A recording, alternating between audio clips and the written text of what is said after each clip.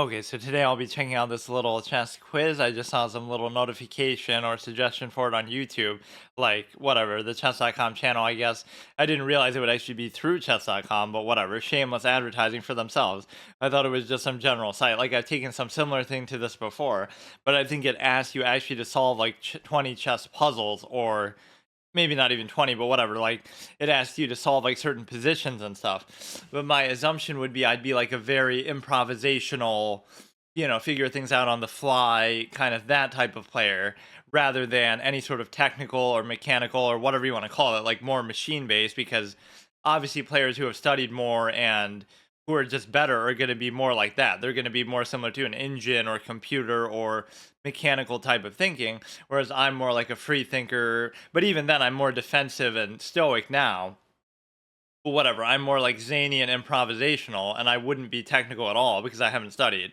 But isn't that kind of skewed too? Like anybody who's a better player, who's played for a long period of time, is always going to be more academic because they would have had to study, and you know what I mean? But I guess there's still some variance, like even at the highest level, like with Richard Rapport is going to be a little crazy and out there, even though he's obviously studied and he obviously knows what he's doing, right? So there is some variance there, but I just don't think it matters so much here. But like I'm as anti-technical as possible, and it's nice that the knight even represents that because it's such a clown piece that you almost have to study to overcompensate for it.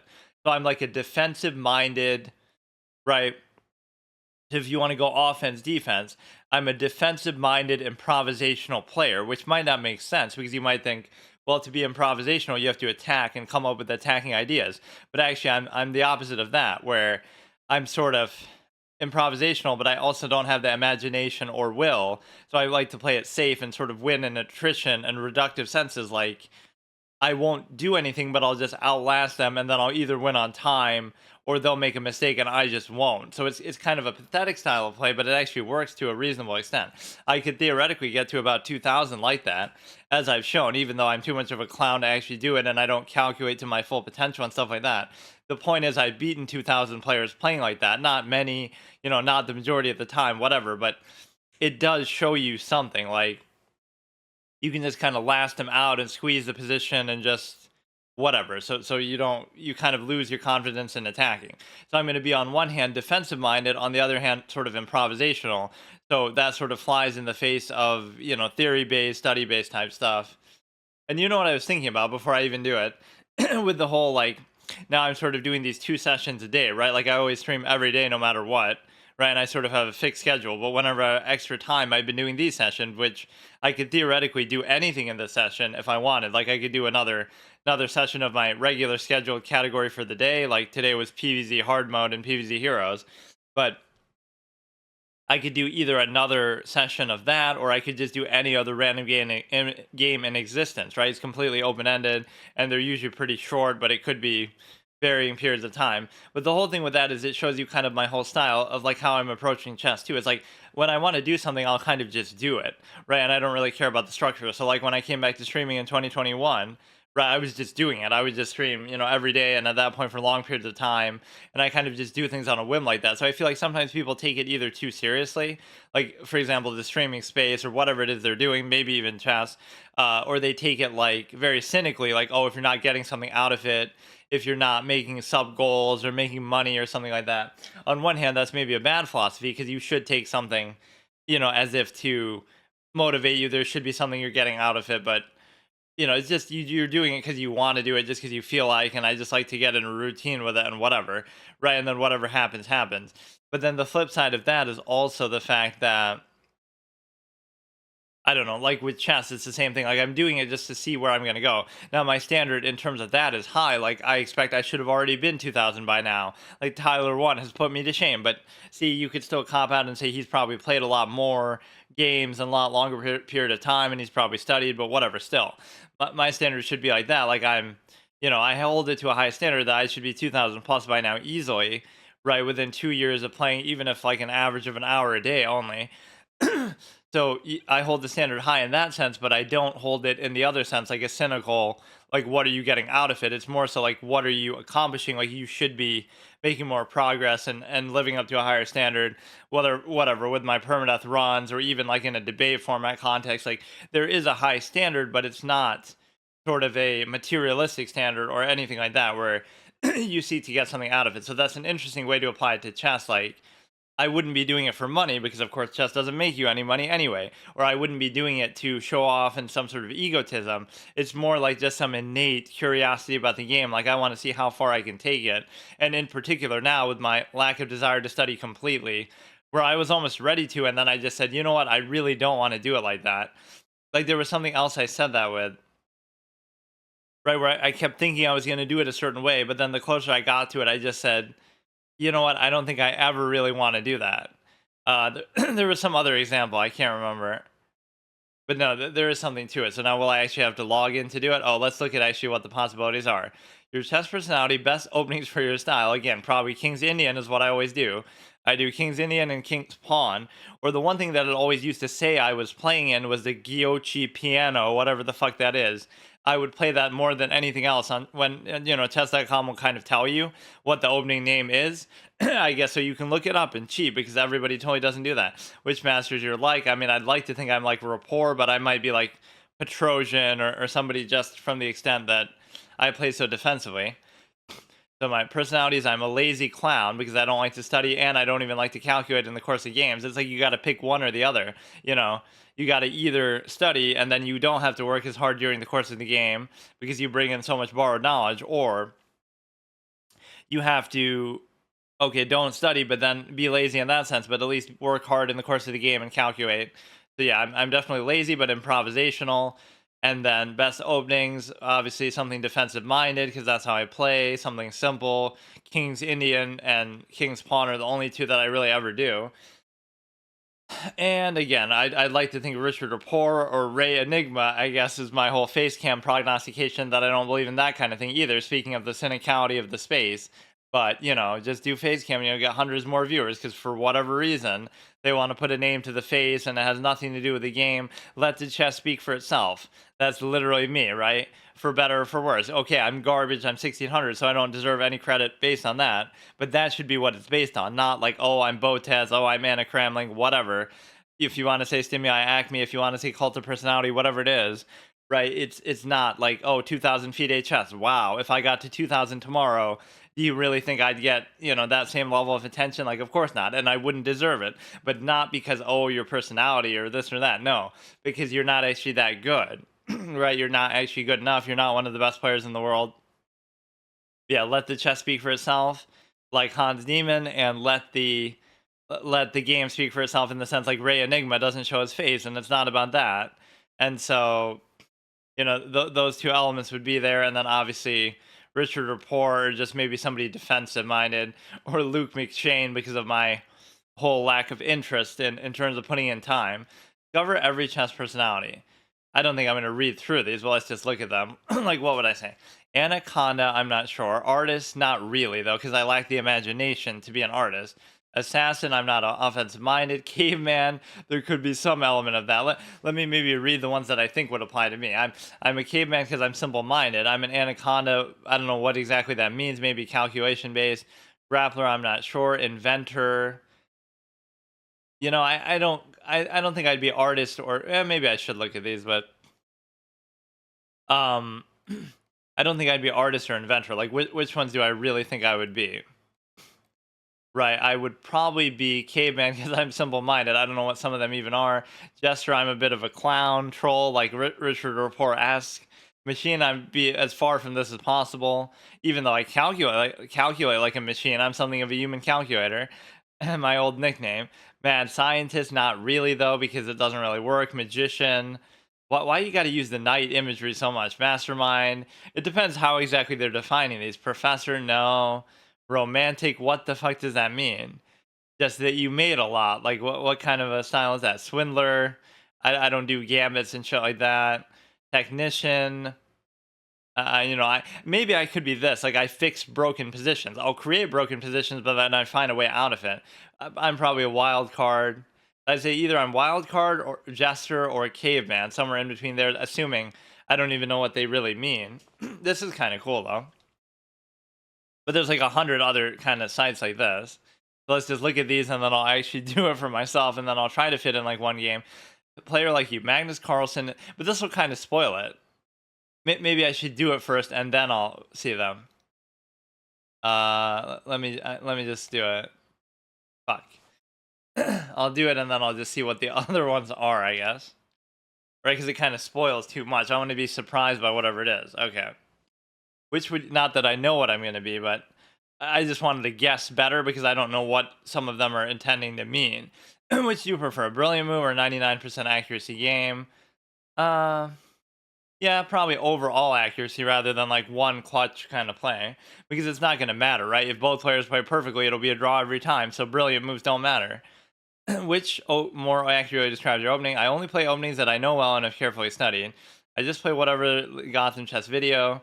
I mean, I would say I only play openings that I know well, but the contradiction here is I don't know any openings well. So, but I guess, maybe the one or two that I just keep doing over and over. But honestly, I don't know those well either. You can take a free piece on this move, or you can think, or you think you can force checkmate, but it's complicated. In theory, yes, I am all about digging in and calculating, but I don't actually do it. So I'm lazy. That's my contradiction. My style requires of me to calculate hard, but I just am too lazy of a clown to do it. And this popular opening, that's kind of the hard thing that we're realizing, right? I'm literally a 2,000 player right now, and I'm not even saying like, oh, to flex. It's like, how much do you really want to do that though? I have to be faster, and I just have to put more effort, and I'm literally there already. It's just, I don't know. I can never live up to that standard. In this popular opening position, black is threatening an a2 pawn. How would you respond? Uh, like as black or white? I would complete my development and sacrifice the pawn for Oh, I'm white. Okay, sacrifice my pawn for activity.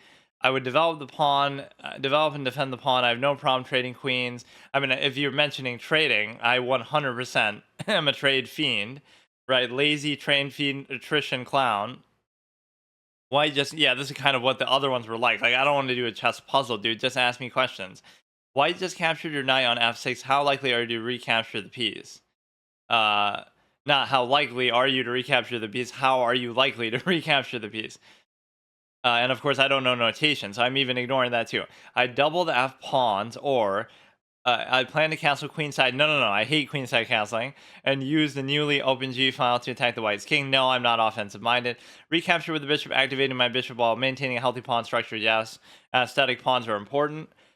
Your opponent just played. I like how all my things are just based on random stuff, though. Like, it came about differently than when I was younger, right? When I was younger, I would do things because I would just be aggressive and just, whatever, more naive. Now I'm sort of cynical in that sense that I don't feel like anything is going to work, and I give my opponents too much credit, which is sometimes true, but you have to get back to that offensive imagination. But really, people don't do that. They just study and then they hide behind that, mistaking borrowed knowledge for their own. How would you feel? Disrespectful? They think you beat me with this garbage. I do always say that. Like, what kind of clown do you think you are? I'm gonna crush them. Bro thinks he's Levy. He's a Karu. It should be a bad to move the king in the opening. I feel good about my chances. Well, kind of both are true. You know what I mean? Like, who do you think you're playing against, though, dude? So tilted. It's 1 a.m. on Friday, and your opponent just find you in a completely losing position. What do you do? Go and tilt to 4 a.m. and lose 100 elo? Call it quits and head to bed? I mean, if I have time, I would keep going, but kind of both. In this position, which would you play first? In an extended sense, like the next day, I would come in and lose the 100 elo. Though still, like I'm permanently tilted in like a lifelong sense. Knight f3 or f4. Knight f3 or f4. So f4 is here, of course. Knight f3 is here. I would never play f4. I just don't even do that. I don't know what the fuck you're talking about. I would never play f4 in that position, period. It's just not my style. This is the Subway commercial from Vichy over here. Imagine that you were playing, like he's calculating what possibility. Yeah, ironic, isn't it? There's more possibilities in a Subway sandwich than there are positions in a game of chess. Wow, that means we should start playing the Subway game, and that's more complicated. And before there actually is that. Subway game. Like fuck, like just creating a sandwich. My sandwich is better than yours within some criteria. Imagine that you're playing your first ever in-person tournament game. Um, I mean, I'd be relaxed because by that point, I would have been so confident. I guess I wouldn't be nervous, but for a different reason. How many moves ahead do you typically calculate? Only one move, the best move. I mean, somewhere in between, though. Like, I should do as far as I can, and I'm based around that, but what would you play in this position? I could not resist the sacrifice bishop h6. I don't sack pieces. I would make a move to improve my position, prepare to an attack. I wouldn't do either one, though. I wouldn't sacrifice, and I wouldn't. You would sack that, but why would you even sack it? Like, what does it do? You take, and then what's the follow up? You check. You bring the queen. I mean, I guess if we actually look at the position carefully, I would sack if they take. I check with the queen, or I check with the knight, and then they go back, and then I bring the queen in, and then I try to mate on there. Like it seems actually pretty obvious when you look at it, but maybe so you go bishop to take, then if you assuming you take with the king, I give the check with the knight, you have to go back. You won't go back there, otherwise I would give another check, so you go back there. Right? So the knight's there, the king's there. Then I go queen to whatever, h5, but then you'll like isn't it just mate? Like there's nothing you can do. You would raise it, you would like I don't know. I would do it because it just seems like the right thing to do now that I think about it, but normally I don't like to sack pieces. How do you react when your opponent starts talking trash? Uh, See, that one's a little different because I'm solving like a puzzle, but in the course of a game, you're kind of stressed on time, so then I wouldn't worry about it. But that's why I do better over the board because you kind of. How do you react when your opponent starts talking trash? All part of the game. I don't like it. Keep calm, focus the game. I don't start the trash talk necessarily. Have you ever broken anything? I'm the quiet gamer after all. Have you ever broken anything after difficult loss? Yeah, I've broken my elo. That's the whole point. I've broken my chess.com account and had to delete it. I would just move on and full pawns don't look at blunders. No, I just move on to the next game. Broken something physically or emotionally inside myself. Which statement better describes how you would decide whether to sacrifice the knight? I hate knights, therefore I want to get rid of them. I would try to calculate different variations to see if attack is sound. Intuition will tell me whether two knights and two pawns and a safer knight are worth the knight. Safer king are worth the knight. Yeah, it would, because the knight is a garbage fucking piece, but let me actually look at it. I would take, they would take, I would take. So you get two pawns for it. There's no real reason that you need to do it, though. See, I wouldn't even do it because whatever, but I would maybe do both, but like, okay, I'll take, and then what's the point? Like, there's still, I'm not really that happy about the attack. Like, I probably wouldn't do it. And a safer king, like, how is it a under attack king? Like, I'm literally, he's not even developed. No, I would actually do that. I wouldn't do it because it's a stupid attack. When you look at the chess position, which you're more likely to do, evaluate each king's safety, count the material. I mean, because I'm defensive minded, you don't need to count the material because you're playing in a. But I guess hypothetically, if I wasn't playing online, being assisted by literally a cheating thing like with the notation and all the stuff that you wouldn't be able to see in an over the board game or ability to draw arrows and shit. I don't know, like that you can do both, dude. Like the old expression that people always say, well, count the material, look at under threat, look at checks, look at hanging pieces, look at whatever. Like all the basic stuff that's so obvious, but that nobody does, even up to 2000 rating. If you could play only one time for what time control, definitely actually classical. I hate the faster formats. They're just for show off clowns. What is the first thing that you do? It's not instructive at all. It's not how people learn the game. It's not how people respect the game. First thing you do, run a review, learn from my mistakes, start a new game. Yeah, I do review, but I don't actually see that's. I review just to have it in my collection. Whatever. I don't actually pay attention to it though too much. Which superpower would you rather have? Perfect opening knowledge, fastest mouse speed on the internet. Fuck the whole mouse online shit. Nobody cares about that. If you could only play one bullet, I want to have the power though. You see, because I don't want to actually have to study them for myself. If you could only play one puzzle rush, I don't even do puzzles.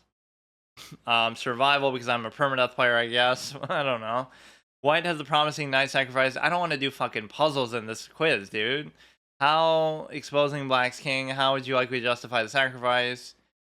Um, has the promising knight sacrifice. Knight f7. Black's king will be exposed for a long time. Must be good. After the king captures, I will use brute force calculation to see if my opponent can thwart my attack. I mean, why after? The whole point of calculation is to do it before. Let's see. He'll take, I'll check.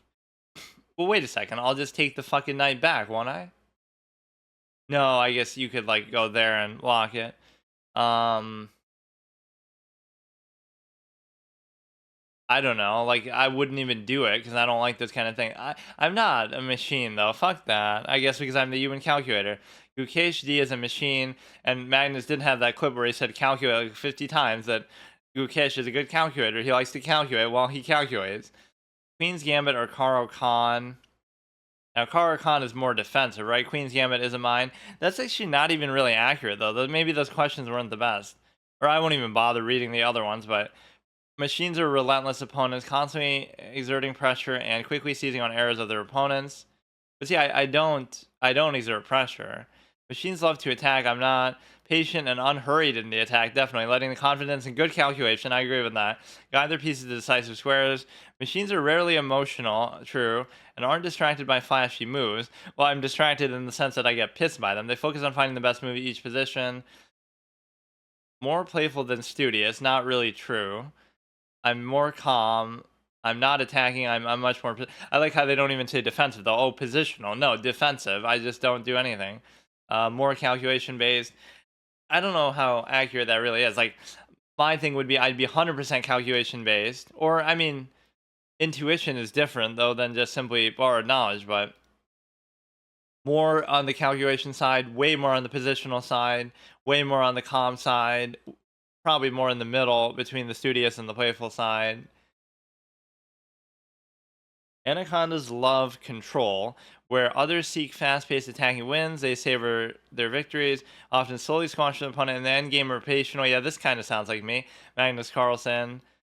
Inexorably build up an overwhelming middle game position. Their style may sound dour, but they have a fun nature and derive joy from powerful wins secured with high accuracy. See, this sounds a lot more like me too, but how is that intuition? You would still be having to calculate through that. The artists have a great love of aesthetics. I do like that, for maybe for the wrong reasons. Craftsmanship, they rarely calculate lines to the end, preferring to let their intuition. Yeah, maybe this is me though. I let intuition guide me, but I also don't know what I'm doing, so it's not a good combination. Intuition, finding moves that serve the need of the position, may not be very ordered students of the game, but they do love to study amazing games and combinations to have a wide knowledge of lovely patterns and ideas.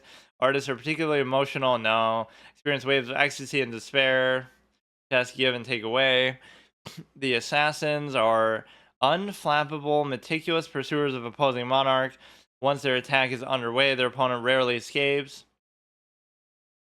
Whether attacking or defending, assassins are unfazed by their opponent's threats and ideas.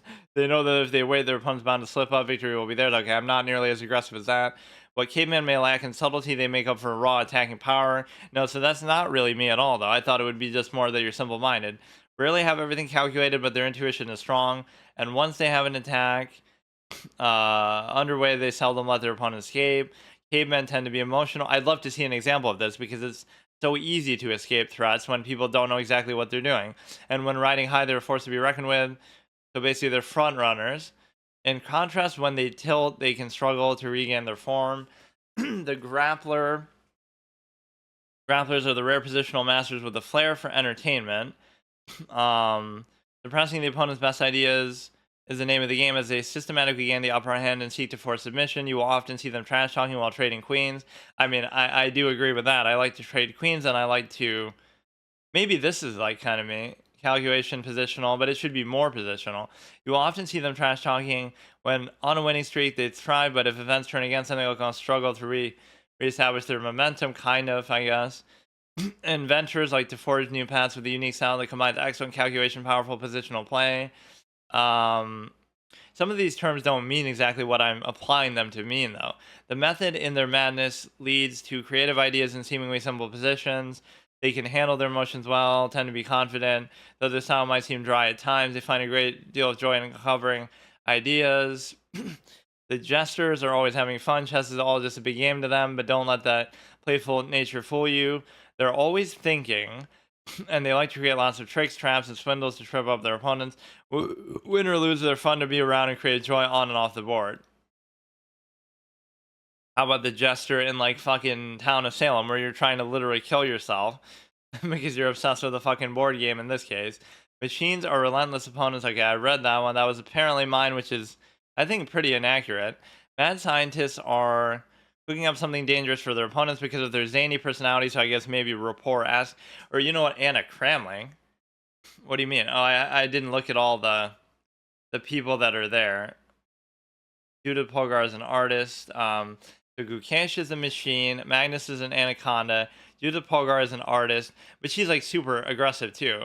Gary Kasparov is an assassin. Jan Nepomniachtchi is a caveman, really, dude. Hikaru is a grappler. He is good at like, they're almost calling him that he's bad about getting tilted and all that. Gotham Chess is an inventor. Anish Giri is a jester, I guess. Gukeshdi is a machine. Anna Cramling is a mad scientist. I really don't know about that at all. Cooking up zany personality.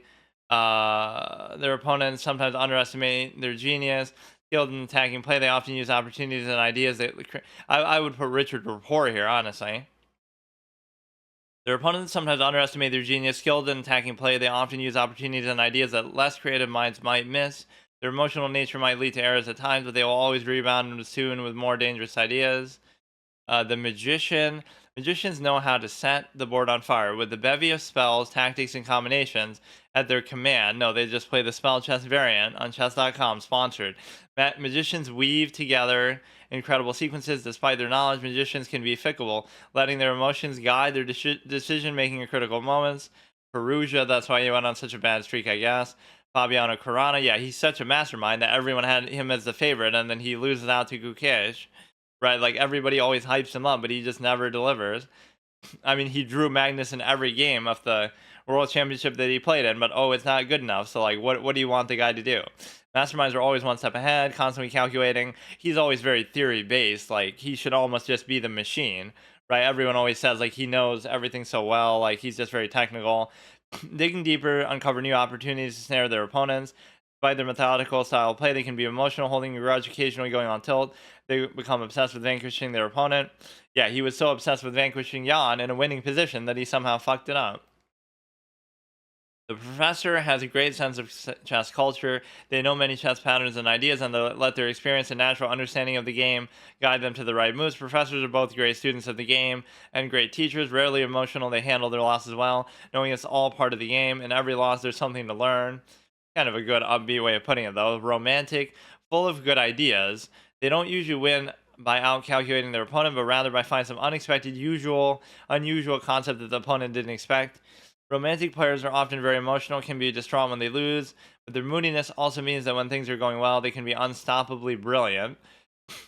Swindler, few have more fun at the chessboard than swindlers. Whether winning or losing, they know chess is a game of problems, and they're always creating nightmarish, good one, with a K, problems for their opponents to solve. They cherish best games when they overcome a horrible position, secure an unexpected draw, or even a win. Technicians are great at extracting the most from every chess position. Once they have a winning position, they rarely let it slip, combining great calculation and theoretical knowledge to bring home victory. Because of their methodical nature, technicians are particularly in control of their emotions at the chessboard. In a rare case that they experience an unexpected defeat, they will calmly reset the pieces and begin a new game. Oh, I keep forgetting to read the person. Fabiano Caron is the mastermind. Vishy Anand is the professor.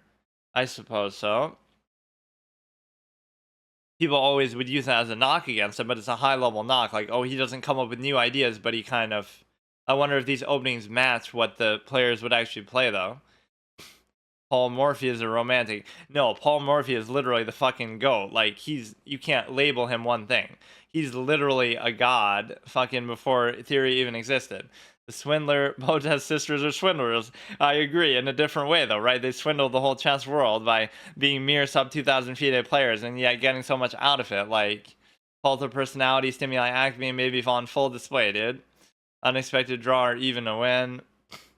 Ding Liren is a technician. They will calmly. Oh, this is horribly inaccurate, dude. You saw how much he choked and got completely out of it. Oh, that's a horrible pick. In control of their emotions. Did you see Game 7? Did you see anything of what's happening with him now? What are you talking about, dude? The wild card, Eric Hansen. Wild cards are the rare chess players that can play in any style. When the mood strikes them, they might incline towards attacking or positional play. They don't study chess often. Well, yeah, right, dude. Yeah, Eric Hansen doesn't study chess, by the way. But they do have a great intuition, and their ability to sense the right move should never be underestimated. You should put Luke McShane. Okay, I can accept that he rarely studies because he's busy with his job on Wall Street, on English Wall Street in Europe. Their emotions may guide decisions as much as their intuition, leading them to be sacrificial or greedy, aggressive or defensive. Oh, yeah, so basically leading them to be anything. But no, I don't know what even really would suit me. I don't feel like that was accurate at all, though. None of them are, like, jumping out at me. Okay, let me just do one game, I guess. I'm trying to do this thing, like, where I do, like, one game a day, at least. So you can just ignore that, try to develop more in this direction. Or yeah, how about the person who would, love variants, but hate regular chess, like, they just don't like openings and stuff like that. Why do I remember having to like okay the move? Okay, let's just do one game and then whatever. That's good enough. Been on a bit of a good streak, but I do tend to go on bad streaks when I go on good ones, like start to tank it or whatever. You go ahead, go like this, just doing one opening Andy, same shit over and over that I keep doing. But again, we're gonna show that if you're gonna beat me, it takes something really creative and crazy, and I don't think you're capable of doing that. You go there, I go down, and then you still have time to escape, but maybe it's not the ideal thing to still do. You don't want the knight to go there and potentially take it, but I also want to continue my development, and I also want a castle, so it's hard to say what exactly you want to do. Like, maybe it is okay if you let that happen. No, the bishop becomes a key player if you want to go to like there, for the simple fact that you're able to. Now you can do this cheeky thing where you take, then I take, then you fork or whatever, but yeah. I mean, you may as well do this, and then you're pretty much set up to basically just try to put the bishop there, have the bishop pair. Yeah, of course I have to get the knight as my icon for the thing though too. Imagine putting Anna Cramley as that one though. Why the fuck isn't it Richard Rapport or whatever else?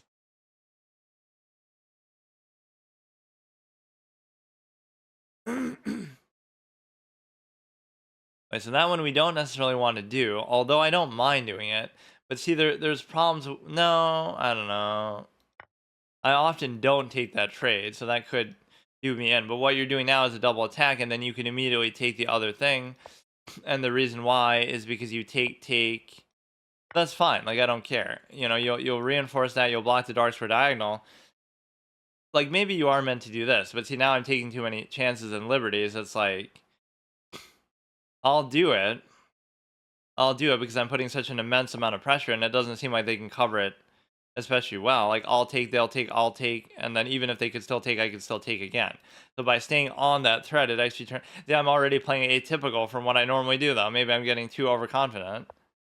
Oh, God. That shouldn't really change anything, but it probably will somehow. Because if you don't take. That's kind of clever, but I mean, there's no real. Even if you take now, I'll still take, you'll still take, I'll still take. So I just castle and do the same thing, right? What's the problem? None of your other pieces are relevant unless you to just do it. I don't care. What does that really open up? You take, I simply take. There's nothing you can do about it. You can't pin it down. You can't do anything. I don't know whether I actually really want to take with the knight, but I guess we want to reorient its position anyway. That was pretty clean. I can't be mad about that. not a big deal. It's certainly not going to win you the game, and you can't get overconfident with it, but perfectly fine. I'm not the biggest fan of this pawn structure, but when you win a pawn out of the exchange and they have 0 center pawns and I have 2, right? How can you complain? You're attacking into there, doesn't really matter, doesn't really do anything. You go ahead, bring a free rook development out to here, I suppose, unless there's something better. That's my main problem often is like I'll be in good positions that I make, but then I I have maybe something better and I just don't like really look for it. So what does that move really do? I would love to see. You'll try to reverse that, but it's just not gonna happen. Right. So I'd love to offer the queen trade, but the problem is that I mean there's no problem really. Right, so either you take the queen trade or you just kind of got to back off a little bit. You're not going to just be able to do that. Like it's too basic and obvious and banal of a threat. That's the problem with it, right? It's just too surface level, just like every other attack that people ever do at any of these related ratings. But no, I got to stay more conscious of time because that's been my biggest weakness. That's be doing me the biggest favor in the world. Like that's the only sense in which I'm greedy. Not greedy for attacks, but greedy for trades. Now this one pawn becomes a bit of a weak link. And the reason why is because of the simple fact that that's a very awkward, caught out sort of pawn.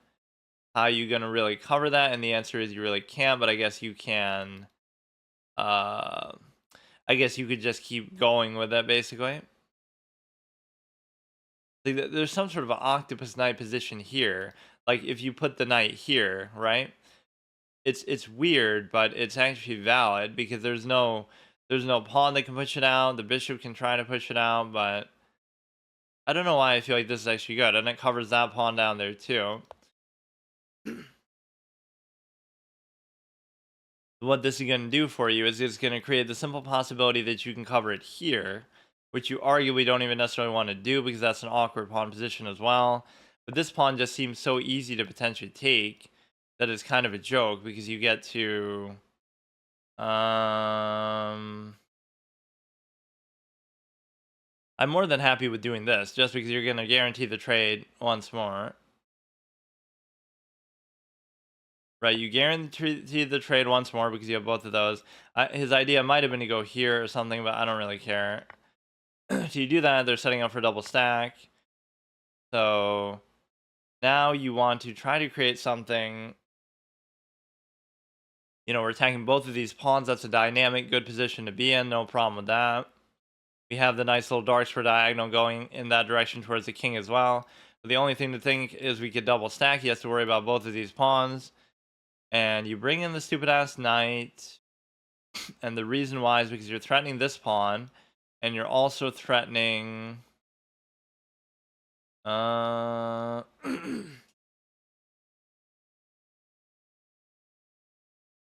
don't know.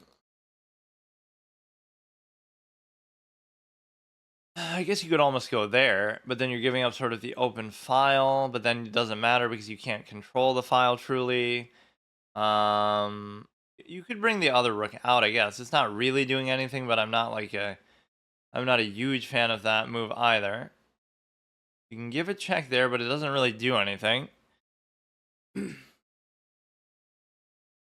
Right, so now's where you got to go full calculation mode. You should be grateful and happy that you got to this point in the game because it's like everything's even, everything's traded, or it's arguably even better for me. So you can go like this now, and the reason why you can go like this now is because of the simple fact that they'll give like a stupid ass check though. That's the problem. But even if they do, I'll push the knight out. But if you take, I take. If you take, I still take. If you take, I obviously no. I'm acting like I could take the knight, but I can't. um, I don't know. They would take, I would take, they would take, I would still take. Right, so it doesn't really matter. Like I'm more than happy with potentially doing that. Where would you go now after the fact? And the answer is there's nowhere really good you can go. That still doesn't solve the problem because we're still gonna trade. We're still gonna trade. You can try to put that there, but okay. What did that accomplish for you? Like they're more trade happy than I am, and it somehow only benefits me. You got two open files, and I control both of them. But of course, it doesn't really matter that much. That was a perfectly fine sequence. Like I don't understand.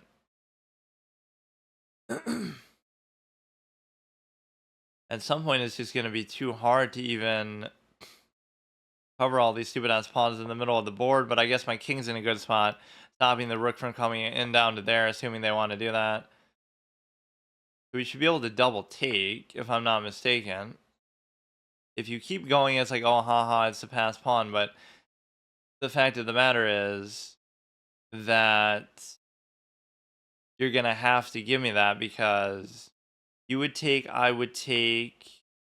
Now we both have a passed pawn. You're going to attack there, but even if you do, I'll take that first.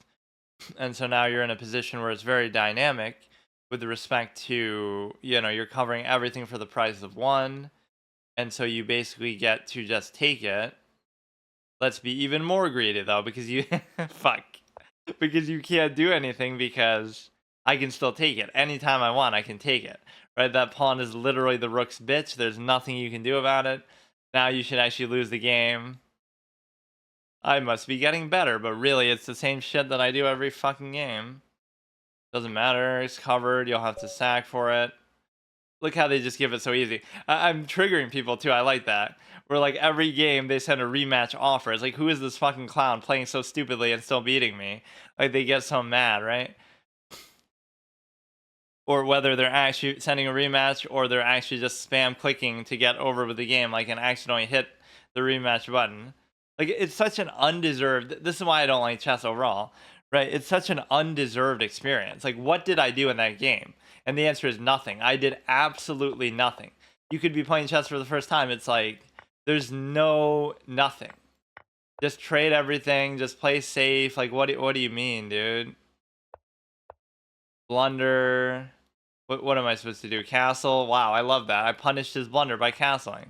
We end up taking, but I mean it makes sense because it would have been pinned otherwise, so you have to do it.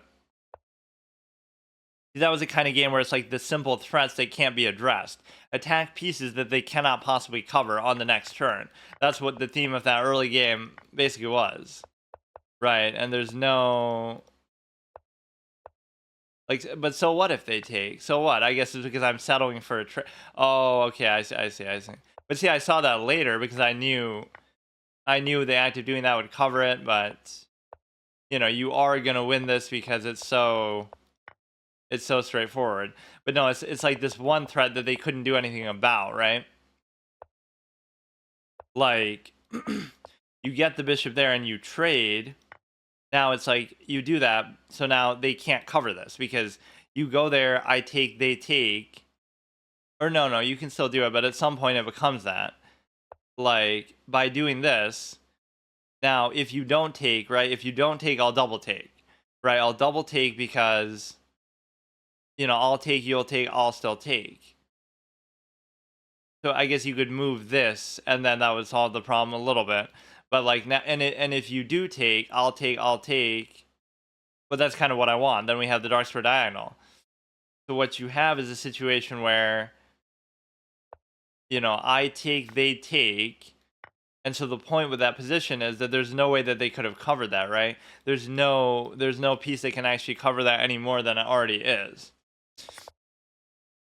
Yeah, that quiz thing was a little bit fun, I guess, but it didn't really seem to make a whole lot of sense because, well, first of all, some of the personalities they chose were stupid. Let's see if it'll ask you like different questions the next time. It'll probably just put them sort of out of order. But I guess some of them are hard to answer. Like, what would I do? I would analyze it just so it's in my record of games, right, for my overall accuracy. But I wouldn't actually pay much attention to it. Okay, see you tomorrow.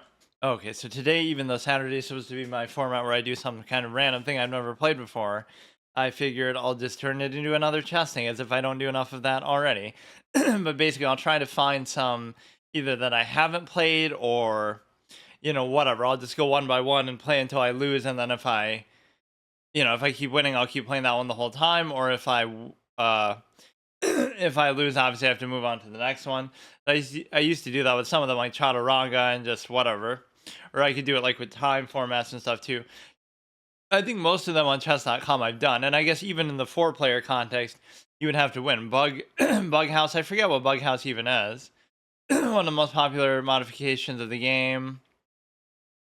In this variant, you team up with another player. Well, isn't that just four-player than regular? Each person plays. What's the difference between Bug House and that? The Fog of War. I guess we could go through all the ones on chess.com, but let me look at actually a different site.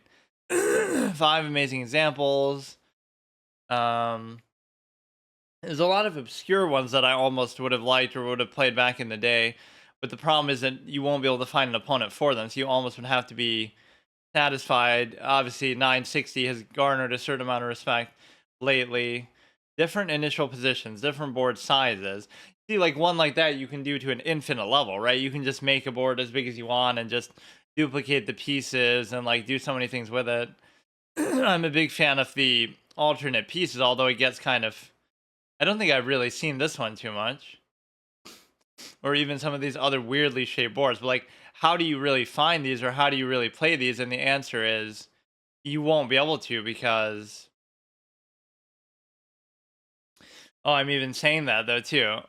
Like, there's nobody playing, but here are some people. But it's like, can I just play it against like a bot or something, or how would I even do it if I wanted to? This is so weird, but like this is the problem with chess is that people get too stuck on the regular version, right? Which even I have done, but it's like there's so many things you can do with it, and who's to say one version is really better than the other? Like, oh, the chess is so good because it has X number of positions, and oh, it's so complicated.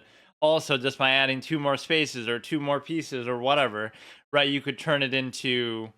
I wonder how you would really do this. So, like, what if I want to queue up for a game, or what if like, how would people even, how would people even start the game? Then you would just have to both happen to be online at the same time, or can I create like a Capablanca's chess hexagon? Oh, it's just like defining every term, but you should be able to like host a match, and then at some point it'll notify you. Like, really, how are people organizing these things if they're so spread out? This is like known as kind of like the fairy chess variant, I guess, although I don't know where you can really play it, and I forget what pie chess even is. I feel like it just doesn't work, right, for anything. There's not enough people actually playing, or maybe there are, and maybe I made even an account here, I forget. Or what, is it trying to make me is it trying to make me use my actual chess account? I don't know if I should even do that. What would happen? Like, that's so weird that it's even able to access that. Like, what is that? Or I guess I have used this before. Let's see if anybody actually is playing it. Chess variants, fairy piece variants, new army. Like, these are all cool, but do you actually get to do them is the point. And the answer is probably not. Right? This is almost just an excuse to play 0 players. It's almost an excuse to just play chess, period. Because, like, I want to just get my daily game in that I try to do. But let's see. Crazy how, like, if I was going to do these, why not just do them either on the chess or on chess.com, right? Like, what would be the point in doing them here? Because, like, let's look for something that isn't on there. Or, you know what, let's just do it. If they're on one of these sites, I'll just do them on there instead. So, like, let's pretend. Let's fill in the game here. But the point is, this is kind of a fun thing to do because you get to. Now, you can't do this, but then you can't do that either. You almost want to do this first. Right, and then if he raises, I can move it somewhere else. But let me see. Or maybe I'll try it on here. So chess is just chess 960. Create a game, play with a friend, play with AI. But again, I'll just do it there. Fuck it. we're not gonna have like a lot of variety to even do it with here, but or this will throw me off in whatever normal stuff that I do. So standard crazy house and real time. Let's make them a little faster. Let's make it like five. Whoops. Let's make it like 5 minutes, or we could always join somebody else's game. The problem is the rating range with some of these starts to get crazy. Like crazy house, real time, 5 minutes rated. We'll try to. Well, first of all, people might not even join. Why does it seem like with chess is kind of less active actually than it should be? I guess I could just use chess.com. Like, how would you even? I guess this is how you could like really cherry pick opponents though, and basically, uh, game the system a little bit. You could always do that where you're playing friends over and over to try to gain ratings. So there might be people who do that to get to ratings that realistically they wouldn't be able to do on their own because there is some amount of that. It almost shouldn't allow you to do that, like against friends to play like rated games. It should only be like if you're randomly matching with somebody because then it's authentic. But I don't know to what extent people would really care about that. So on here on chess.com, I was using that little stupid football pawn set, right? But they should have changed the other pieces too. But no, this is kind of cool, but it's not like a variant actually. It's just actually different pieces. And I hope they keep this kind of forever, but sometimes they maybe don't do that. Let me try to see the ones on here. At least this site has better sort of whatever, but where is like wait, where is like the fucking 4-player chess, spell chess? Where is chess 960 on here? Do they not even have it? How could they not? Or just nobody plays it? Chess with checkers kind of excited me when I thought it might change the movement pattern, but let's see if there's just somebody hosting a game. Wait, how do you see that if you're not?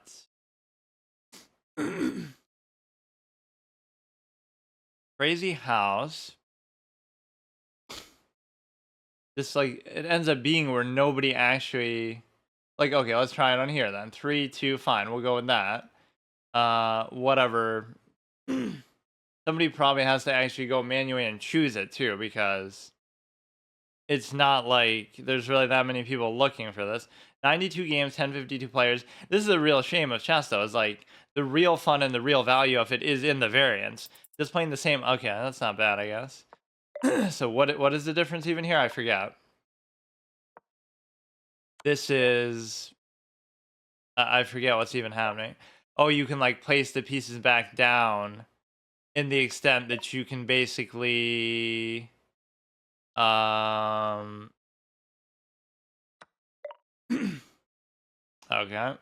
Oh, we got off to a bad start already. I mean, to be fair, I barely even know what the fucking variant is sometimes. Like, I'm just, as much as I like them, I haven't played them that much, especially not lately, and especially, so you can just kind of plop shit down.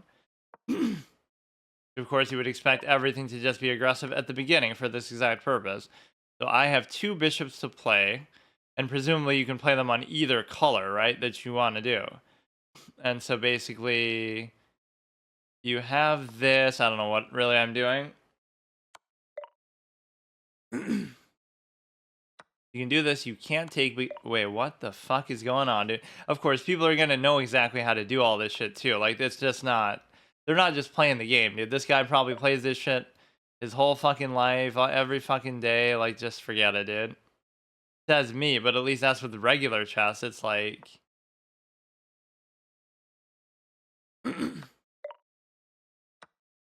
And we still have some shit we can put back down, but they have the queen obviously in reserve, and they're so fast with it too. It's like, okay, dude, we get it. You're good at this variant. Like, relax. Like, what? And nobody's even playing it anyway. So if I wasn't doing it, like, this guy's waited his whole life for this moment. Like, fuck it. Okay. So what is the next one? We're almost doing it in this order. So we did Crazy House there. Let's do 960, which apparently doesn't exist. I'm confused why that doesn't have it here unless it's called something else. Crazy House. Place your pieces to capture. Yeah, it's basically like shogi, which also is much more complicated than chess. Let's look for 960, which seems to be at least remotely, decently popular on here. 5+0, or again, we could just join somebody who is already doing one, but again, that feels like it's cherry picking an opponent. Although here they could be cherry picking me, so it's like, I could just do it. I'll just do it. I'll play whoever you gotta play who you can play because you don't know what you're really gonna be up against. Or I'm doing a king's pawn opening, you see, but I don't know that it really is a king's pawn position because I just did that on instinct. Now I know how good chess players actually feel. You gotta find a way to like cheekily do something at the beginning, and you're kind of already in a castled position, so the king isn't too bad. The only problem is the position of the rook is reversed. No, this is pretty cool. I never really played this one too much, but I mean, I always liked it, and I always like Chaturanga a lot. Sometimes I like the simpler ones that sort of don't have the queen and sort of have different kind of pieces that work in lesser ways. So that's why Chaturanga is kind of minimalism at its finest, where it's kind of like less is more, and you can just kind of I don't know. The queen just kind of ruins chess at times with how overpowered it can be and how disproportionate of an impact it has, which is why I often like to trade it off so vigorously like that. But you know what I think I forgot to put? That might not even shit, I forgot the little it's just like motive thing you have to use, but I don't know if doing it while you're already using the mic is going to fuck it up. It probably shouldn't. Let's see. And again, it's not like I was going out of my way to try to cherry pick a lower rated opponent, but you're not even really doing anything. You're just kind of being slow. Right, I have no idea what I'm doing. You just saw how badly I get destroyed the last one. But no, this is something I could do like at least once in a while. And if I actually make progress in just regular chess, that's my reward. I get to do, variants, which is almost how I was punishing myself. I originally came back to chess like, oh, I'll just do it a little bit here and there, right in between other categories. But the fact of the matter is that if you were going to do that, I was thinking I would do variants or just kind of mess around with it and try like zany, weird styles of play, even if I was playing like regular chess. But the problem is that then I was so disappointed or so surprised by how competitive and everything is, right? How much people try hard, even at the low level, that then I said, okay, I'll do it once I get to a really good level first, which is obviously just wasting a lot of my time. I would like to do one regular one anyway, but let's go ahead and farm people at 960. That's just clearly I have a knack for it considering how fast I am, but I genuinely have no idea what I'm doing. It's just like it'll test your calculation and other things too, but in a way that's what better players will do too is basically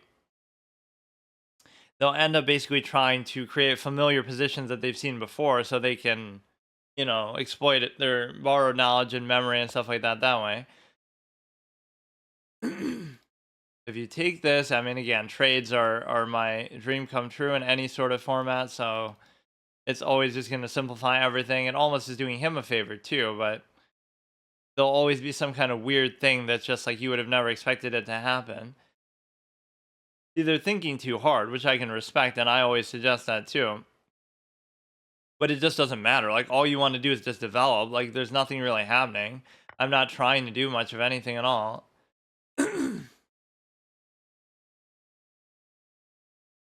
They're trying to get the queen out of there a little bit. Nothing is really going on. It's going to take like forever. That's what you got to realize. Even if you build up an advantage, which I haven't even done, but even if you do, it's going to take forever to do anything with it. Let's just do like this. So if you take, I take. If not, I'm actually going to be trapped with the bishop. So at this point, you are in a very good spot to. This is always what ends up happening with respect to. Or is he going to cheese me on the? Is he going to cheese me on the increment? Now he's going to win the whole fucking game like that. But no, that's what it would be. Like, you're not really thinking, you're not really processing what's happening because you're so worried about time. Even though I have no such excuse, because even if he was to keep playing, you would think his level of play would drop drastically because, how are you going to play well at at this stage in the game. So I wonder how the engine analysis even works. Like with something like this, it makes sense because at least these are still normal pieces, even if some of these positions are very rare or they never happen, right? But with some of the other variants, you couldn't even analyze them because you know what I mean. They're just random positions that you would never even see. So we'll go with the highest rated person playing 960. You would think there would have been more hype and stuff around it, considering the fact of it just being okay. Here we go. What is the thing? 1/2 plus 1. Or I just keep doing that out of instinct, but it's not like my rating is very high either. It's too fast though. Like, what do you hope to accomplish, dude? What do you think you are? Some kind of big time, big shot fucking clown streamer? So fucking stupid. Like, why are we even doing this, dude? Yes, yes, you can double take anybody. You can see it. You're not doing it. So dumb. Like, really, what is the mental stimulation that you get from this kind of experience? Like, I don't get it. Ha ha ha, I'm better than you, even though neither of us know what the fuck is going on. So fun, so instructive, so interactive, amazing game, 10 out of 10. Like, just forget it, dude. So if you take, I take, then we open towards the king. If you don't take, I don't know what happens. I don't know. I mean, I mostly just want to trade stuff. All right, very impressive, very very nice, very good. High level, high skill game, really really beautiful. It's not the sort of thing that anybody would actually take pride in. You have to realize, like, if you're faster at something, like, why does it matter? You know what I mean? The first step is you have to get good at something, and then you can try to do that. Like, wow, so good, so instructive. You're the one who chose the time format. I didn't choose it. Like, and even if you had won, it's the same thing. Like, what is the value in that, dude? This is why streamers have ruined chess, says me. But it's like, at least I'm always in favor of the slower methodical style, not just because I'm so slow as well, but it's like,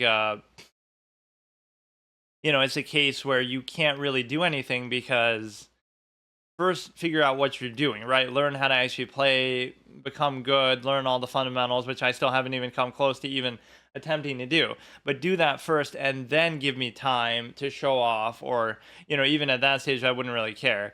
And also, this doesn't count towards the whole permadeath P set whole thing, right? If I lose here, that's just for my regular, like, rated games and stuff. Even Stockfish is struggling to figure this one out. Yeah, I love it. That's the kind of karma you deserve because you're the one who chose the faster format to do it. I'm basically doing it in a very impromptu sense. Like, I have to play whoever's hosting it in whatever time format they have, in whatever rating they are. Right? They could be a 2,000 plus. Like, I don't care. Whatever you do, right? I have to do it. Right? Just keep doing that shit regardless of anything. Or now I'm gonna keep farming this poor guy all day, but this is what I'm doing. Like, if I don't lose, I'll keep doing it.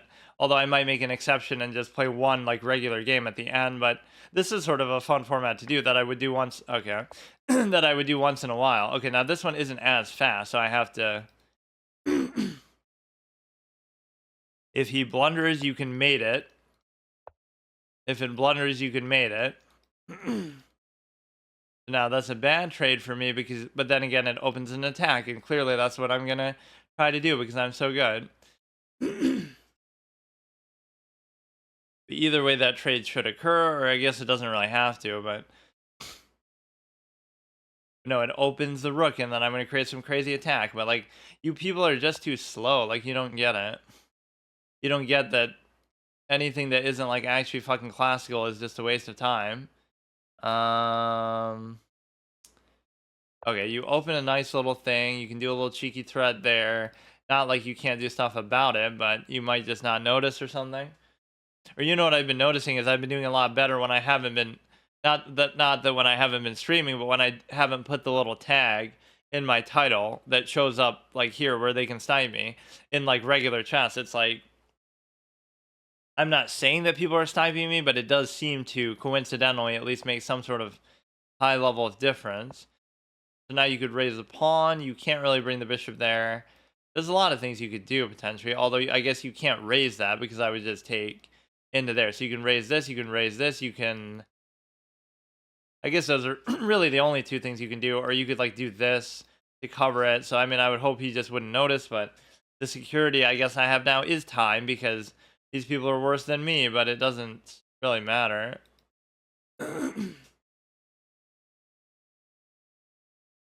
Now, this is the attacking fundamentals 101, where you got to take a threat like this and just stick to it and just stay on it. You know what I mean? Like just beat it like a dead horse over and over and over and just keep doing it. You could threaten this very aggressively too. Like he can't even take, but even if he does, it's like, you know what I mean? If he was to take anything with it, I could just do that. I'm making very simple brainhead, bonehead kind of moves. That would be a situation where, I'm just trying to fiend for trades and things like that. One thing I wanted to do for the Saturday format, I almost just couldn't decide, and I don't have that much time, so that's why I decided to do this. But basically, is Entropia Universe. That's like some kind of real economy type game, like kind of like EVE Online, but maybe more extreme. You can like buy a planet and rent stuff out and make real money in real life with it. And it's one that's made famous by like some big millionaire bought like $1 million worth of property in the game for like a real $1 million in real life, or some crazy like thing like that, like the highest microtransaction virtual content sale price ever or something. So you can absolutely take here, and the reason why is because if you take, I take, and even if you don't, if you leave it hanging, then I can just do whatever I want, and then you're also posing mate, so you would have to like, you know what I mean? I could just kind of do do whatever I want. And so the cushion of time is amusing to me because these people are so, like, you might think, oh, it's because I'm good or I know what I'm doing, but I have no idea what I'm doing. I'm actually playing badly. They were actually like up upon at the beginning too. You see how instinctive that is to me too. Not because, oh, I know opening so well, but because my only thing I ever do, I'm white, so I got to go. What is it? E4. I don't even know what it is. Like the only thing ever that I do as white is that, and the only thing ever I do as the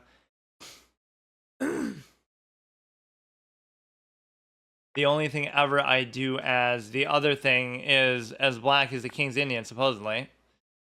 Oh, shit. Fuck me. Well, they only have 30 seconds left, but fuck.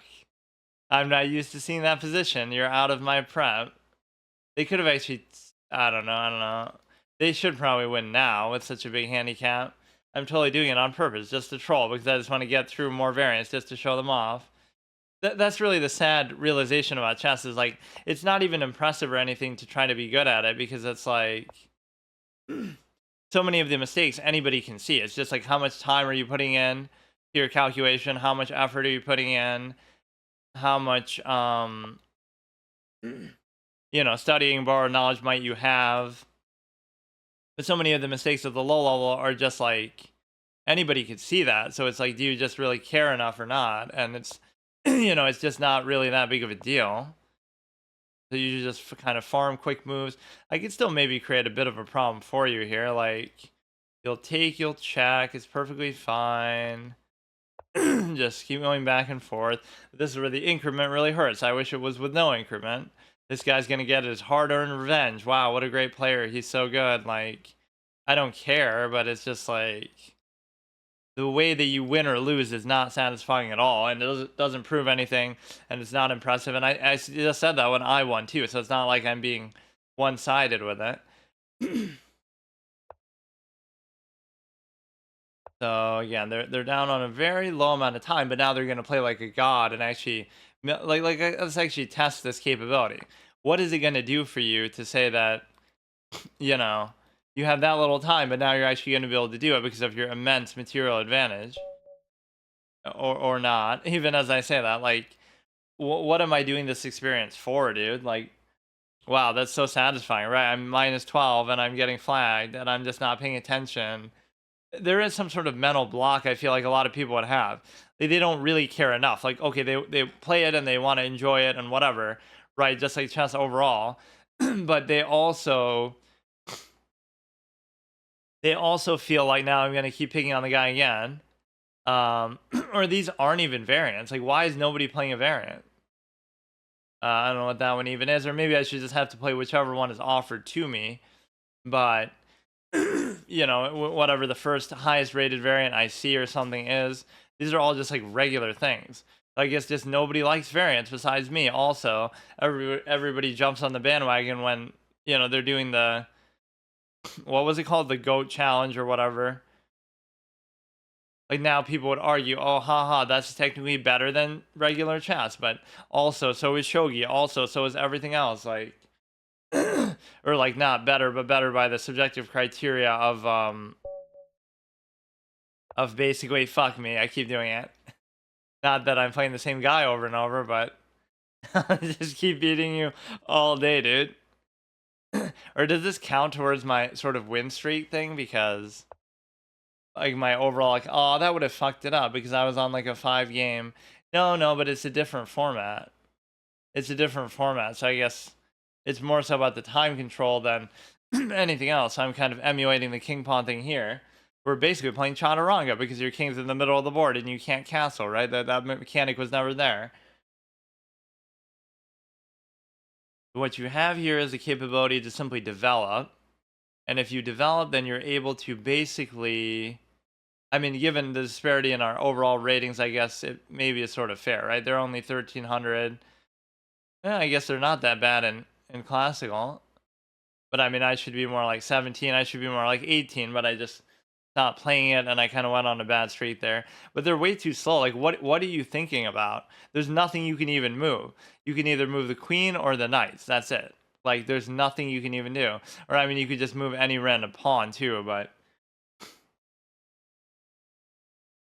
it's not that big of a deal. Like, what are you doing, dude? He's just trolling, even though I just did that like the last game. What the fuck? It took you that long to come up with that move. Like, I'll give you a take back, even if you want it. And again, I'm not trying to pick on you, but nobody else is playing this fucking variant. These aren't even rated, so it doesn't matter. I just want to try to find an actual opponent for this. And he's the only one who seems to actually be playing it. So maybe if I win like 10 in a row, like, will it actually show me what I've... It should just show me overall, like, what I've done here. If I win like 10 in a row, then I can play a regular game, something like that. We won. Now, I did lose something, didn't I? Or no, maybe I still squeezed it out on time. So if we do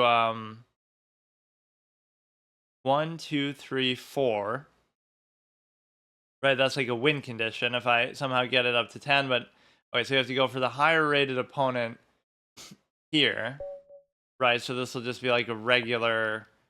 Oh my god, 1787, and of course that's in this particular mode. But that means they kind of know what they're doing, or at least they play it a lot. Like, where does it show up? 6. Oh my god. Oh, but this is a long game too.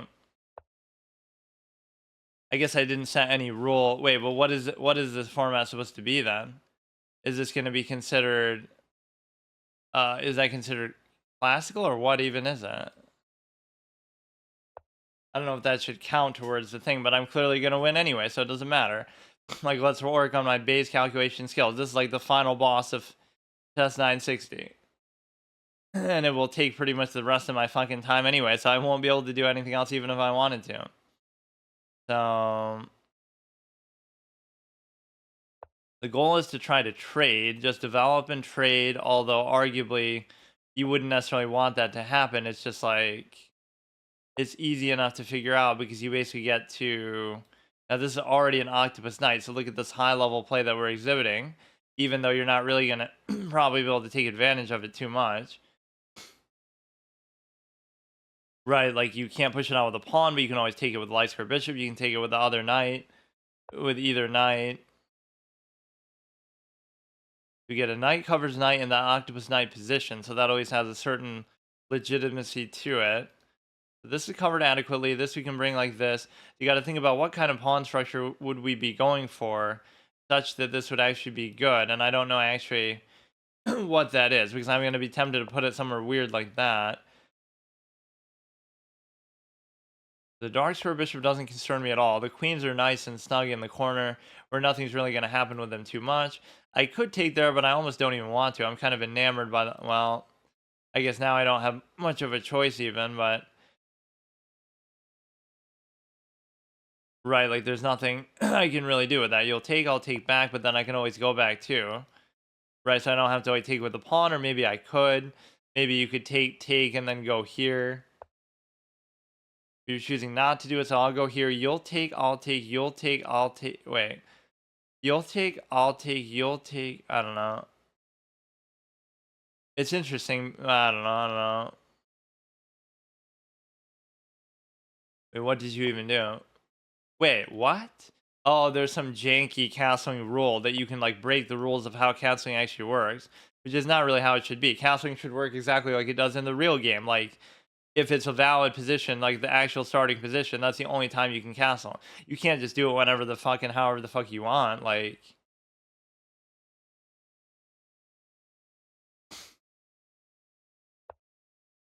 I'm not even gonna do it myself, just out of principle. But we're gonna try to. If he takes there, I simply take back. So that doesn't concern me at all. Right? So there's nothing wrong with that. You have a nice dark square diagonal going towards the king. They kind of do, so I certainly can't move this. But there's nothing you can really do to threaten it beyond that, but I don't really need the rook cover there either, so I should try to break through somewhere. And so if I go like this, they would take... Okay. You just want to maintain the structure, so I don't really care too much about that. Yeah, let's see if my pink flamingo tactics and methodology really work in variants, but they kind of do, but it's also like you almost would think they might work better, but I'm just not really used to it, so I don't really care too much about any of that. So the only thing I want to see is the simple fact of this. Now if I raise it, you they would take, I would take, they would take, I would take, they would take, I would still take. So you can make this move now, and there might not be much you can do about it either. Like that's cute, but like what does it really do? There's no follow-up play that you can make. Right, like there's nothing to get in deeper. You go there, I could always take. You go there is kind of cute, but I can't really do anything about it, I guess, if you go there, but you also can't do a whole lot with it. This is where the increments kind of ruin it too, because of the simple fact that okay, so that's going to be stuck in place for a while. So let's just do this. If you take, I take with the pawn. If you take with the bishop, I take with the knight. If you take, okay. Right, because no matter what happens, you're covered also by the knight itself. You take, I take. You take, I take. You take, I still take. And like always, I don't like using the arrows because it feels like cheating. So whatever, we can use this to try to bust open the other side, which is great because we already have acquiesced to the fact of the problem is that king almost can't go anywhere, but this is covering there. I don't really care too much about it. There's got to be something I can do with the knight that's actually going to be good. Like maybe I should take that now, but I don't even really want to because I'm enamored by the octopus knight. Right, the octopus knight is actually beautiful. You threaten that stupid ass knight. It has a number of spots to go. Right, so we can just leave it for now. It's going to be hard to create the double stack, but what I can do now is I can just do this. And the reason why I can do this is because of the simple fact that um if you take, I take with the knight and then take again. So now we're at least putting the octopus knight to good use. They would take, I would take, they would take, I would still take. You go ahead, you give a check. If you don't take, okay, fine. Wait, so I don't dislike my position. The problem is the king doesn't have anywhere good to go. And the reason why the king doesn't have anywhere good to go is because of the simple fact that you're not able to actually do anything when it comes to um to be able to create the double stack. Like how do I get the king out of there? And the answer is I simply can't do it. Now there's a danger that you can move this wherever you want, and if you move this wherever you want, you can take the bishop itself. And so there is a concern, so maybe I should just take it. And so I'm just trading all the way through, and that's always what I like to do, but I mean, I don't know if that's entirely the best idea, but I have to clear space for the rooks to connect, or that kind of makes my life easier too. Or now this is closed off too, so I don't have to even do anything. I can create the octopus knight again, but the problem with it is that the bishop could always take, but somehow that's still considered worth it just because the bishop's so much better and they're kind of trading down. Or it could be the simple fact that you're meant to get a passed pawn out of it, but in this case you wouldn't. You go ahead, you create the double stack, and I'm actually quite happy with my position. So this dude who's played 5,000 plus games, but let's wait till the end before we shame the guy too much. I'm always like a chess elitist shamer when it comes to that. Like, imagine playing that many games and losing to me, or just imagine losing to me, like, fucking period. But we still got a long way to go, and I often do get overconfident like that. So we're gonna do the same thing, although now it almost doesn't matter because we don't have to worry about the fact of the we don't have to worry about the fact of the ability of the queen to give a check on the dark square. The king is actually perfectly safe where it is, but I would like to get this piece involved regardless. So now how do you protect this? And it might be mathematically impossible to actually do it, right? There's no way that you can save this pawn. It's just dead. These are the kind of moments that I actually really like. Like, it's just simple calculation would tell you that, but there's nothing, oh, fuck me. There's nothing you can actually do about it, or I guess it's a case where, you know, fuck it. So the bishop's not doing anything anyway, and the reason why it's not doing anything is because of the simple fact that um it's just kind of totally blocked there, and you're not going to be able to ever really do anything about it. And so once I get in these kind of positions, there is something very special that happens because it's like there's nothing you can really do because it's so stale and stiff and everything like that. Like, it almost switched the file that we're trying to go in here.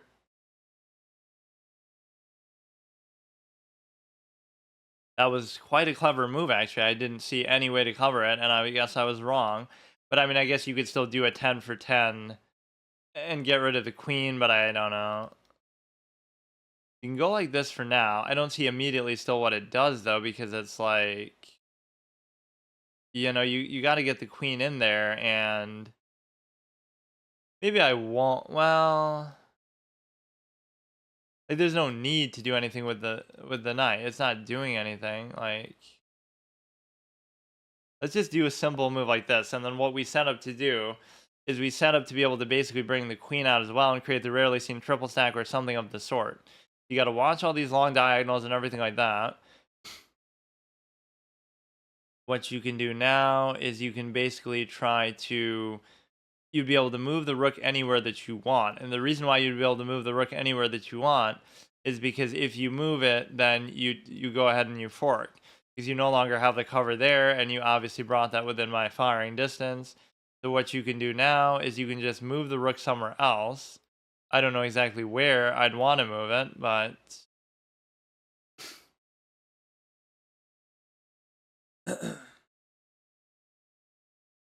1722. It's not like they're that good overall, but they're better in this mode, and they played way more of it. This guy has the right idea that these variants are actually better than the real game, but or not even better, but more diverse, more potentially complex, and all these kind of things.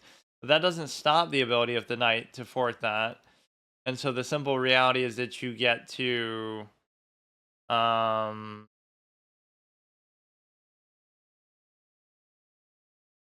I don't know. I really couldn't say what I'm trying to do with this, but we'll back off. We have the fork. If you want to take, go ahead and do it. Go ahead and do it. I don't really care. Just do it. Right? Because even though the pawn is awkward and it's probably going to lose me the game because it's my whole little tip of the iceberg of my structure, I still don't like the shitty knight, or at least it's if you don't do it, you're going to get forked, so you kind of have to do it. Right? So you have that more than adequately covered, which I'm kind of surprised by. And the reason why I'm surprised by it is just because I thought we had that no matter what. That's just an awkward pawn, but I guess I can kind of change the structure up a little bit. You'll never be able to push through this because we have so much adequate cover too. So this is actually a valid, okay move to make. So I have the double stack ready. I have a diagonal going towards the king generally, but it's kind of too far out. Like, it's not really related to the position enough. I really have to do something with this stupid ass with the stupid ass queen, which I haven't moved like the whole game, which is kind of the sign of a good player. But or have I really not moved it? I haven't moved it at all yet. Okay, you do that. I don't really care about it. Let's go ahead and do this actually. For whatever weird reason, let's just get it in the vicinity of the king. And so what we can do now is you can basically try to bring the queen in and do something with it, which I still don't entirely see what that would be. Or I was actually trying to do this, but you know, if you just gave a check, you'd already be basically in mating position. Just well, but you have too many things to block with and shit. You have the double stack. What is the most efficient way to bring the queen in here? And I guess I don't know what it is. We'll go like here, and we'll go like here, create the triple stack, but it's not good enough. You have the stupid ass knight there as well. This is one of those good bishop positions though, because it's like you can't really do anything to push it out. Or I guess you kind of could, but then you're giving up the pawn effectively, but you know, I wouldn't do it right away. Like I would just take it. I got to look at these time formats more though. Now this is going to take the whole fucking time. Right, like whatever the outcome, it's going to be a long game. I can't figure out honestly how to activate my queen in an adequate way here. But look at them degenerately castling. Like that's so lame. That's such a lame move, bro. You chose the format, you chose the variant, bro, and so you gotta reap what you sow. We're gonna go to here and try to figure something out, and I don't know what exactly that thing is, but as long as we play defensively, you bring it up to here, and if you bring it up to here, I simply check here, and if you, whatever, nothing you can do with that, nothing you can do with that. I would take, you would take, I would take, you would still take, but I don't have to take. I can just let you take or something of the sort.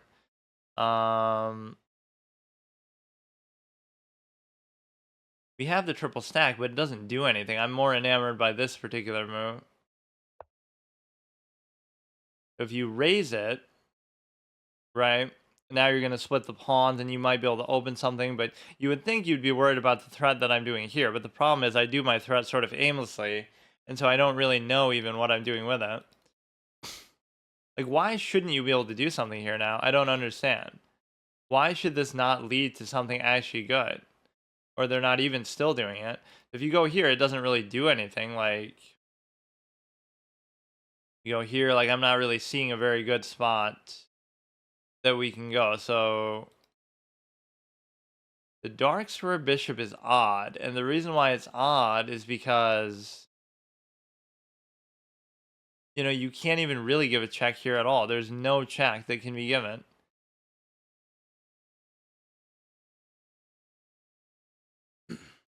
I guess you can go here and then open up something on the back rank side here, which still wouldn't necessarily do everything, but it kind of would, right? This in itself would pose a potential mate. And the reason why is because of the fact that you go here and then you're mated automatically with no ability to block.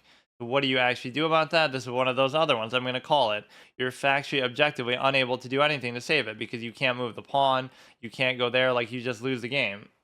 Offensive genius, by the way. Last time I said that, they had the perfect answer for it. Right, but still, like, what can you do? I see no possible move that would stop my queen from going there. You can't raise it up. You can't block for it. You can't cover it. You can't do shit. 5,000 games down the drain, bro. You played 6,594 games in this variant alone, on this website alone, which is more than I've ever played in my own fucking life, in every version combined of everything. But look, dude, or you know what you actually could have done? You could have just gone there, possibly. Or now you'll be able to escape in some kind of other direction, I guess. I keep thinking it's over and then somehow it's not. But the good thing here is at least, okay, you go there, but then I take. And then from there, you basically get to... Oh, I didn't even know that was a mate the next time. I guess that was a casual game, but I mean, it still should count towards the overall thing. Okay, I'll treat that like the final boss battle. As like, okay, we did this variant pretty well. So I guess I'm good at 960, even though I played it a little bit here and there, and I've been pretty bad at it, so I don't know what happened. I was just more focused or something. That was actually a good quality opponent to beat, because like look at his experience and everything. I barely even played it, right? Like, what the fuck? And this is pretty exhaustive because, I haven't really played it anywhere else, or apparently you can't even find this one on chess.com. I don't even get it. But yeah, that was pretty cool actually, so I can't complain. That was still a mate effectively. I just didn't really fully see the extent of it. I thought it was just made before, but by moving the rook away. So they came up with two very good moves to try to escape from threats, but that's always a good decisive outcome that's like, wow, You're able to basically just do whatever you want because that's the kind of mate that actually is cool. But they must have made some obvious mistake that allowed me to do it.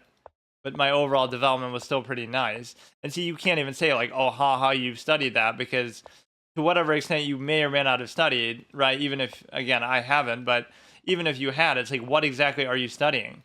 How much would you really have seen this position, you know what I mean, play out? Like, it's completely nonsensical. You'd have to study 860, whatever position. So I'll just play like a regular game, right? We got at least 5 in a row, so I'll count that as like a victory for the session. Didn't I lose one at the beginning in some other? That must have been on chess.com. What was that? Like Crazy House? I lost. So now we have 1, 2, 3, 4, 5. And again, the final boss, fittingly, I just kind of farmed the same guy, 3 times. But it's more so a problem with the variant itself because there aren't enough people actually playing it. So you have no choice but to do that. And that was a pretty fun session, regardless whether, so we just played only one, like, regardless of how short it was. We played that one, and then we played Crazy House, I guess. I feel like chess.com doesn't even show them in your history and stuff super well, right? Like, it'll just be uh, May 22nd. Right, like whatever we played was like something else, or maybe you have to like look on the variant page, but then it doesn't really show them super well. Or even like when you play the bots, it doesn't keep track of it super well. Let me just play like actually one. But yeah, like doesn't it show you like 23 players, 35 games in play? But like what games could they possibly be then? 30 plus 60, Anon, Anon. Some of these are against bots. What the fuck is this? What kind of fucking variant is this? What is this, like tic-tac-toe? Wait a second. Yobatsu Shogi. What the fuck is this? Animal chess is a small shogi variant for young children. Oh, I gotta try this though. Fuck it. We have chess at home, chess at home. We have shogi at home, shogi at home. What the fuck is this? Yeah, this is more my speed, bro. I gotta play Dobutsu Shogi because I can't handle the real thing, which unironically I couldn't at all. Like look, I understand it's low-rated players or whatever, but you try to play shogi just blind, like how I try to play chess, and you'll get your ass beat even harder than I do normally. Like, it's fucking insane. Ooh, I love the way these pieces look. What is all this? Why does it, or is it just showing you like where you can potentially move and stuff? Dubansu Shogi World for Nintendo Switch. This is $40 for that shit. Are you kidding me, dude? Like, how would you play it? I guess you can play it just on the pie chess itself, right? Even if I play against a bot, how do I do it? By visual data recommended for everyone. Complete guide for improvement, intro, tactics, patterns. Can I just play it? Yeah, we need opening theory for this fucking, what is this, like tic-tac-toe? That's the whole irony. Even though people make fun like of checkers, okay, I want to see Magnus Carlsen play the best checkers player in the world, and he'll get destroyed. He'll have to still study it and whatever. How do you actually just do it though? Create game. Let's play against like a computer. Dubatsu Shogi. Time control, real time. Here, play with AI. I just want to see what it is because it looks so comical. 3 minutes. This is really my speed here, and I'll get destroyed. But this doesn't really count because how would the bot even figure this shit out? Not that this is really too hard. So we start with the 2 there. This almost seems like a card game, like it's Yu-Gi-Oh or some shit. But no, this is like more. I guess you would have to see that can only move diagonal, so you can't. Wait, fuck. Wait, what am I doing? Fuck. So if they get to the other side, let me try again. Let me try again. Okay, so the point is, this is the okay. You capture there, that's perfectly fine, right? The chick captures the chick. So this can only move diagonal. This can only move forward. So I would have to move something that would not expose itself to that. So I could put it here and it wouldn't die. I could put it here and it wouldn't die. So what would be, or maybe just the lion itself can't get taken. You can't take anything there. So I can take the thing. Okay, so this seems like it's in check basically, and you can't take it back. So because of that, it's perfectly fine. So what happens? If you get there, I lose, or maybe not. So you can take this. No, you can't take anything. You're gonna take there, but if I go here, you'll also be able to take. I don't understand. You can still take back, or wait, you can put shit back down too. What's happening? Oh shit. Well, I guess that's the whole reason why it's shogi. That's why they call it shogi. You'll move diagonal there. You know, there's something about this that has a certain charm to it, despite how utterly fucking. Oh my god, dude. Bro, this is why people who talk shit gotta get humbled by stuff like this. Like, oh yeah, haha. Chess is a simple game, which it is objectively compared to other games, especially real-time games, and compared to, other things like shogi. But like, even this, calculate the number of positions and possibilities, given the fact that you can put the pieces back down on the board.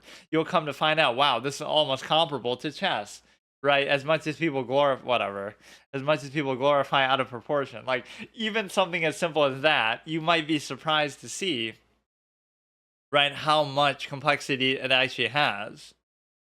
It wouldn't be that complex if it wasn't for the ability to put down pieces, but all right, let's focus like we've been doing. Just play everything thoroughly all the way. But no, that was pretty funny to at least see. Now I'm playing a game that's really at my speed and at my level because I love that. There's opening theory for fucking Datsobu Shogi too, of all things. But no, I like shogi from the perspective of how insane it actually is.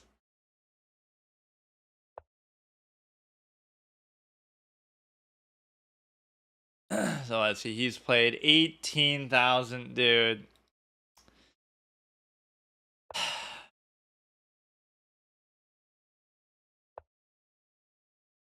There was maybe a nasty sequence where you could have threatened that, then threatened the knight, then therefore you would win the thing.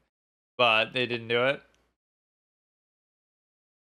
No, the goal is you're always trying to go here, but you absolutely cannot do that in this position. And so therefore I'm not too sure what you really want to do with this position because of the simple fact that you're not able to actually do anything at all. Because now isn't this problematic? Because you have to, I would take, and then they would have to take with the pawn.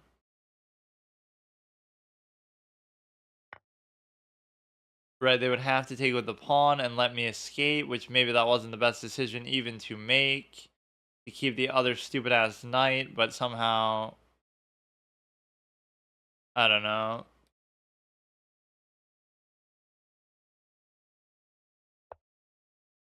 I'm not really putting in the normal amount of effort or time in these moves, and this is always how I end up losing and stuff, but okay. You'd have to move that, but I'd rather just take with no thought at all, just like usual. Go here, you can move that thing around, or we could just leave this in the back a little bit. So I'm more so curious about the ability to basically um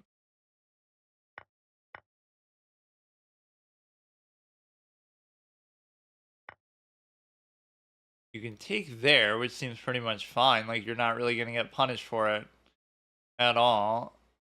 Or maybe you'll put the stupid ass bishop there, and then it could create a whole kind of problem, but I'm also attacking the bishop there. Okay, so everything is fine with this position. It's just a question of what I really want to do with these pawns, and I'm really not sure what that is. We can also take here, and so that's fine too. So you can't take anything, that's fine as well. I could give like another check, or I could do a little knight covers knight synergy interplay here too. The problem is this stupid ass knight is going to get taken. You got to consider the fact that you can put an octopus knight like on this side if you I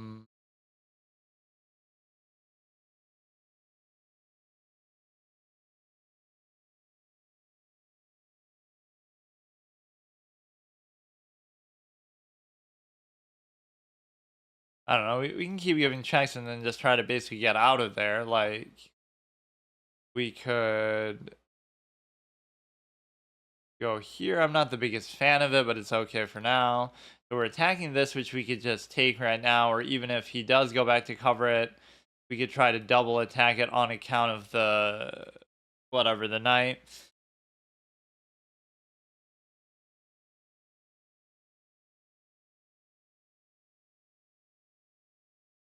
Everybody has like such different paths, but I can never believe the number of games that some of these people have played. Like, that doesn't even make any sense. How many average games would you have to play a day to do that? So here I don't understand what that's doing. And the reason why is because anything that you do, they would take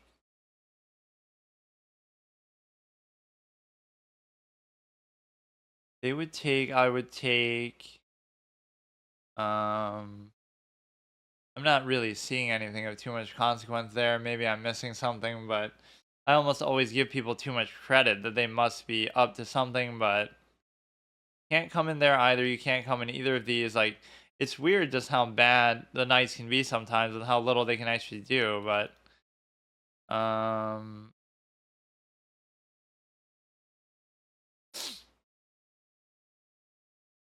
you would have some sort of octopus knight potential on the other side. You can go to here, right? Nothing else would change. And so if you just do that, you're trying to set up more so for a trade, right? But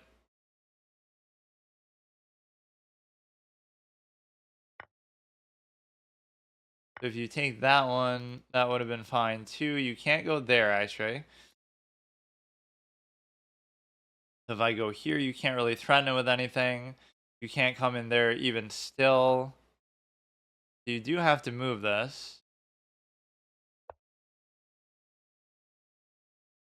Now it's going to be a case where you can somehow hit me there, just with respect to whatever, you'll fork it and take it.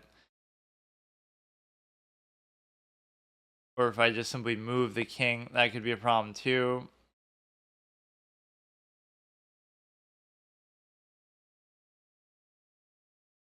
It's gonna be like where I almost get trapped with this, because you're not gonna have a lot of quality spaces to go to. In fact, you already don't have that. But I guess what you can do is you can go just all the way back. So the main square I'm concerned about is this one now. I'm not exactly sure how to cover it in such a way. I almost want to bring the knight back. But that seems like a very passive thing to do. This could be potentially dangerous because you lose the ability of the cover on the, or you get kind of pinned down by it a bit. You can go like this, which is kind of pointless.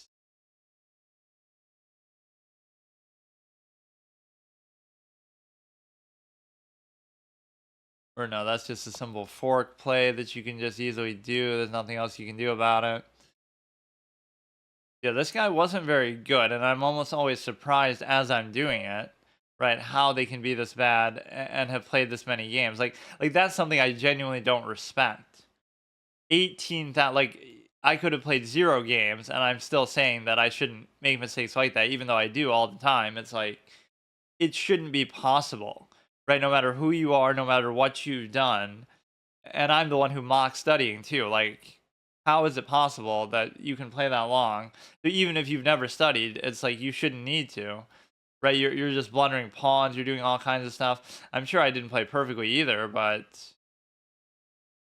at least my levels are sort of high level blunders, right? Right, like where you're already winning, and it's like at no point is this causing me to lose. right? So it's just me not taking advantage of the winning position that I created enough, right, to adequately actually win or something like that. That might actually be my new trick. I won't show the fact that I'm streaming on here to whatever placebo effect that might actually help me. Okay, see you later.